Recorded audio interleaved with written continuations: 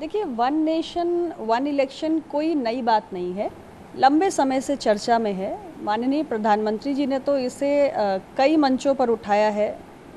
हमारे संसद भवन में उन्होंने इसकी बात की है, रेड फोर्ट के प्राचीर से उसकी बात की है, कई फोरम्स पे उठाया है। लेकिन इसके साथ साथ आप देखिए कि लॉ कमीशन लगातार 1999 से उठाता आया है।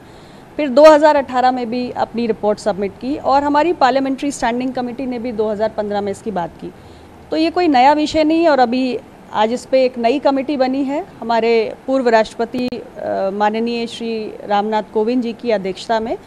तो मुझे लगता है कि एक पुराना विषय है जिस पर एक सार्थक चर्चा की आवश्यकता है। इस पे पक्ष विपक्ष जो भी बातें हैं वो आनी चाहिए और फिलहाल इसका कोई ठोस मसौदा सामने नहीं आया है।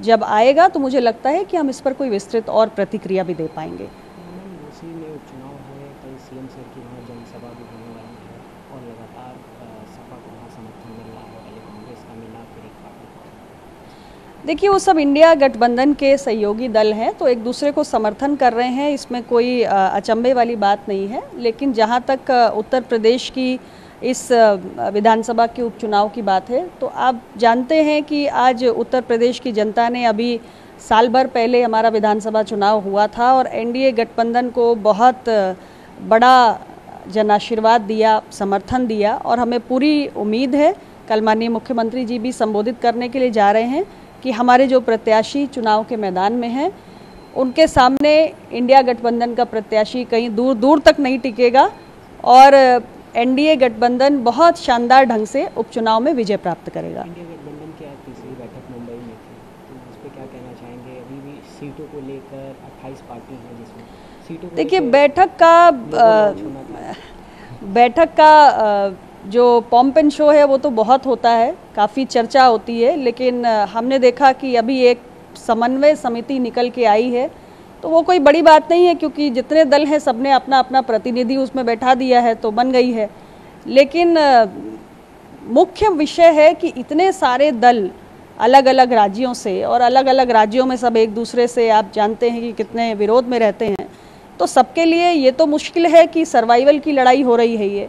लेकिन आपने एक पुरानी कहावत सुनी है ना, ज़्यादा जोगी मठ उजाड़, तो वही वाला हाल हमारे इंडिया गठबंधन का भी है।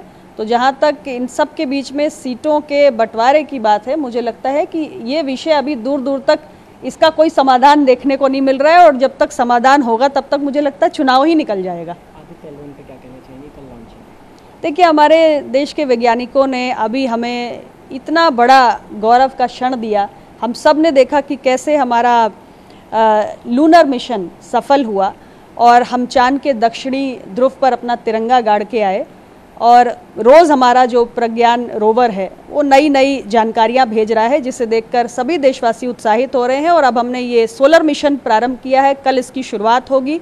तो हमारे सभी वैज्ञानिकों को, इसरो की पूरी टीम को बहुत ढेर सारी शुभकामनाएं हैं और आशा नहीं पूरा विश्वास है कि जैसे हमारा लूनर मिशन सक्सेसफुल हुआ है वैसे ही हमारा ये जो सोलर मिशन है ये भी मजबूती से ये भी सफल होगा।